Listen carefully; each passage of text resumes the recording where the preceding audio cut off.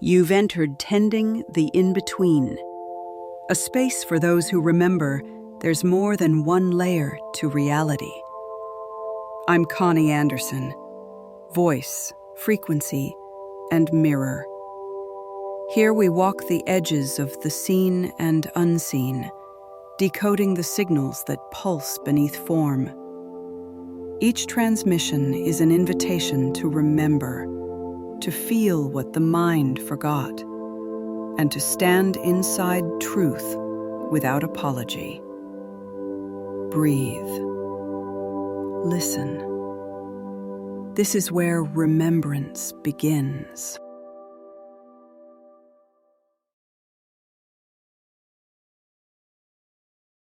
Some of us don't move through the world as visitors. We move through it as if we've been here before. Not in memory, but in the quiet way the land seems to recognize us before we recognize ourselves. A grid carrier is someone whose presence touches the earth the way old water touches stone, soft, steady, reshaping without effort. They don't force the world to shift. The world shifts because they are here. People feel different around them. Places feel clearer. Truth rises without warning. Even silence becomes a kind of communication. This isn't mystical. It's ancient.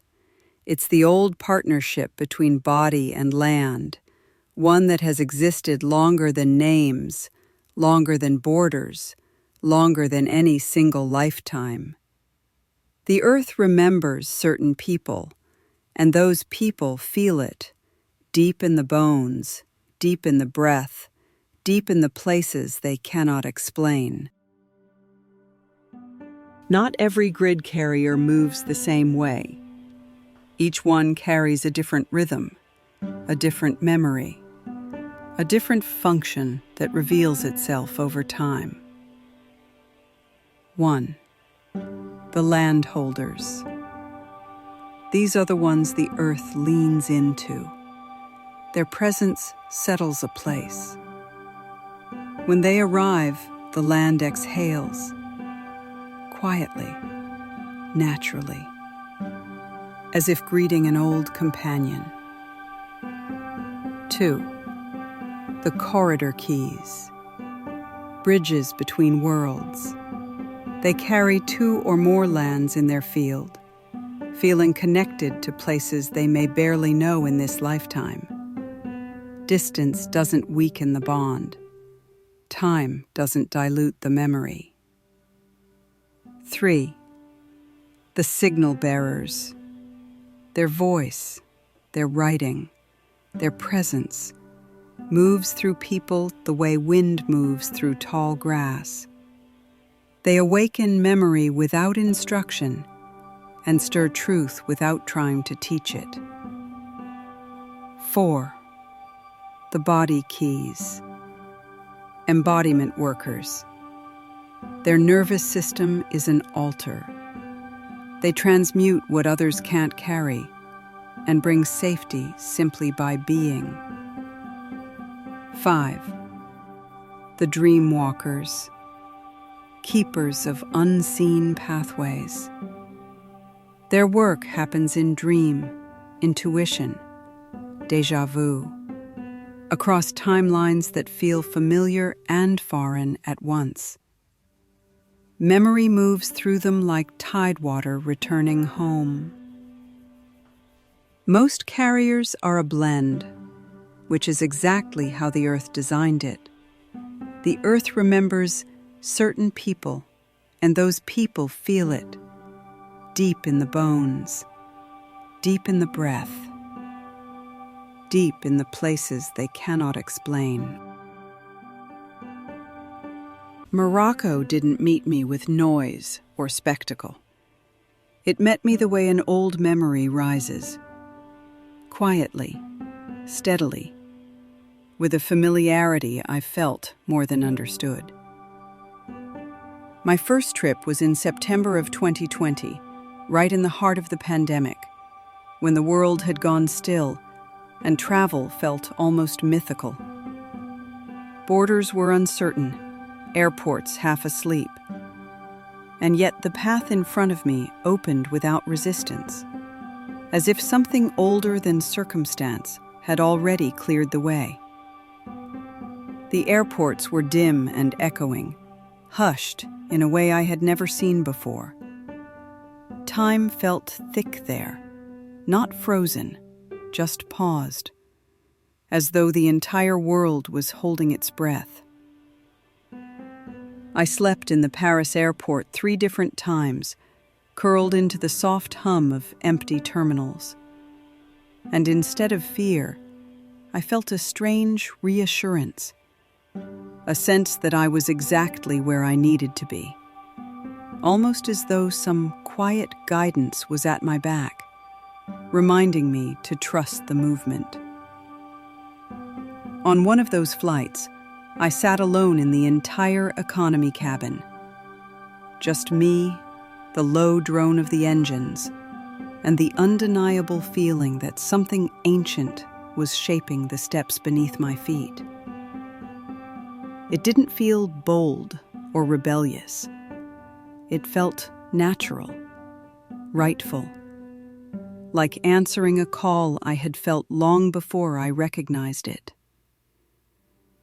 I traveled from Oujda to Casablanca, through the mountains and the warm pulse of Marrakesh, and into the quieter pathways of cities built on memory. I walked the Medinas not as a visitor, but as someone whose presence felt known, as if the stones themselves had seen me before. The colors, the carved doors, the blue shadows beneath ancient arches, none of it felt foreign. It felt like something in me was remembering. But the place that reached the deepest, the one that met me in a way I still struggle to name, was Chefchaouen, the blue pearl. Its blues weren't painted. They felt breathed. The whole city moved like an echo of something ancient and gentle, a place where memory and matter blended in a way my body recognized instantly. In Chefchaouen, I wasn't just walking a city. I was walking a part of myself. Chefchaouen didn't just appear before me. It unfolded, softly, like stepping through a veil into a world made of sky and memory. The city holds a gentleness that doesn't demand attention. It asks for presence. Walls washed in indigo, stairways brushed with turquoise, doorways shaped like quiet thresholds into other lifetimes. My time there felt ancient, not nostalgic, not mystical for the sake of mysticism. Ancient in the way the soul recognizes what the mind cannot explain. There, in those blue-lit alleys, my body exhaled in a way it hadn't in years, maybe lifetimes. Something inside me unlocked, not through revelation, but through recognition. A soft remembering that rose from the bones outward. Chefchaouen didn't activate me. It mirrored me. It reflected an inner frequency I had carried for lifetimes, a frequency that finally had a landscape that matched it. And Danny felt it too.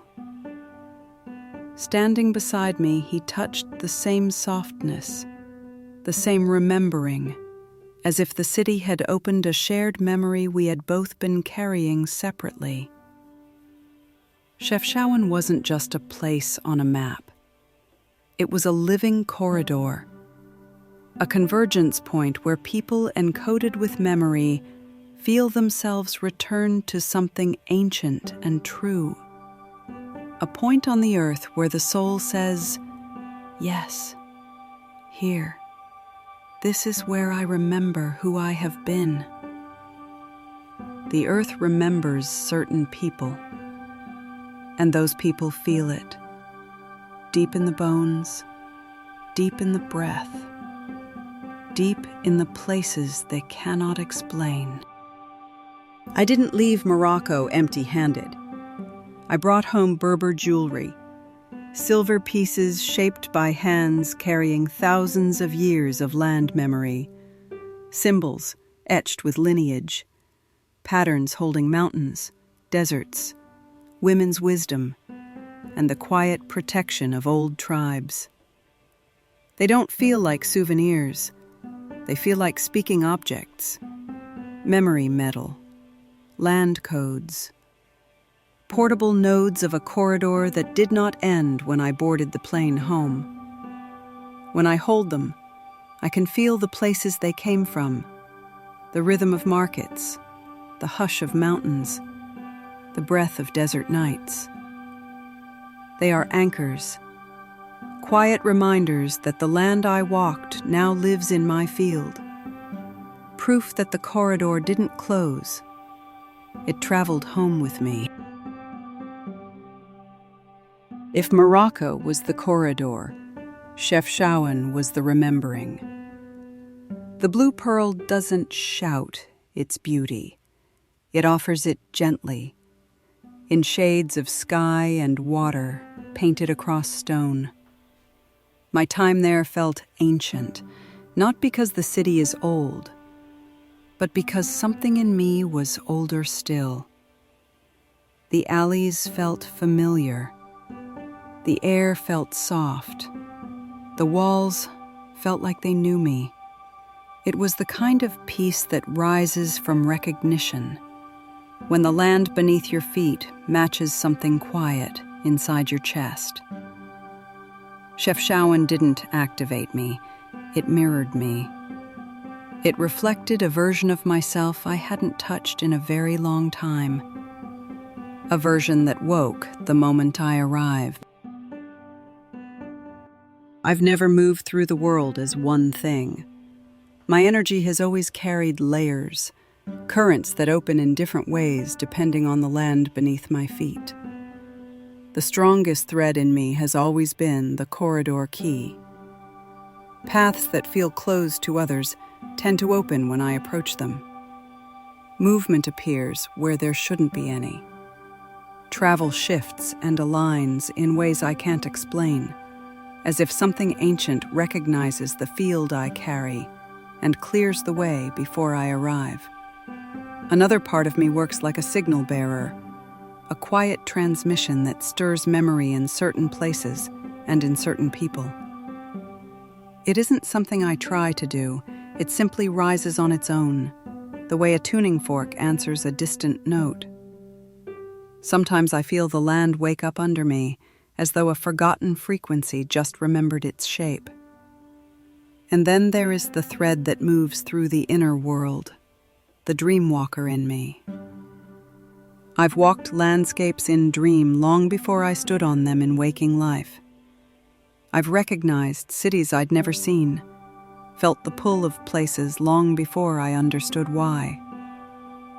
The unseen has always been part of my map, quietly guiding me toward what the body would later step into. Together, these currents form my grid signature: corridor, signal, and dream. A pattern that doesn't announce itself, but reveals itself in the right places. It's why Morocco felt like recognition instead of discovery, why the Medinas felt familiar, why Chefchaouen felt like an echo answering itself. The land wasn't greeting me, it was remembering me.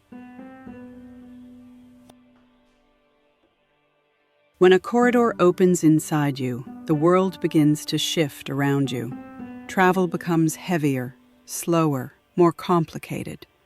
Not because you are being held back, but because you no longer need to chase what you already carry. Activation pulls itself inward. It asks you to sit with what you've received, Let it settle. Let it change the shape of your life from the inside. You don't need to stand on every piece of land to keep the line open. Once a place has recognized you, once you've walked its memory, once it has marked your field, distance no longer separates you. You carry the land now. There are people reading this who feel something rise in their chest. A pull, a warmth, a quiet recognition they can't explain. This is for them. If you've ever stepped into a place and felt yourself settle without knowing why, if you've ever cried in a land your mind had no reason to love, if you've ever felt older than your age or guided by something you couldn't name, you are not imagining it. You are wired into the earth. Landholder, corridor key, signal bearer, body key, dreamwalker, or something in between. You don't need permission to feel what you feel. You need recognition. Because when grid carriers recognize themselves, the earth shifts in response, softly, steadily, as if exhaling, there you are. There are places we visit and places that change the shape of who we are. Morocco was the latter. Chef Shawan doesn't call loudly. It remembers quietly. It meets those who carry memory in their field with a softness that feels older than time, a recognition rather than a greeting. When a place remembers you, you don't leave it behind. You carry it. You live with it. You become it. The land you walked begins to live inside you, moving through your days like a quiet current. The corridor you opened continues to breathe beneath everything you do, and the blue pearl settles into your memory like a soft, steady pulse, not fading, but becoming part of you. You don't need to cross oceans to stay connected. Once the land has remembered you, distance no longer exists in the same way. The activation is already within you, moving, unfolding, guiding. And the remembering that rosing you there, in the blue-lit stillness of that ancient city, will lead you through the thresholds ahead, gently, quietly, with the patient wisdom of something that has known you for a very, very long time.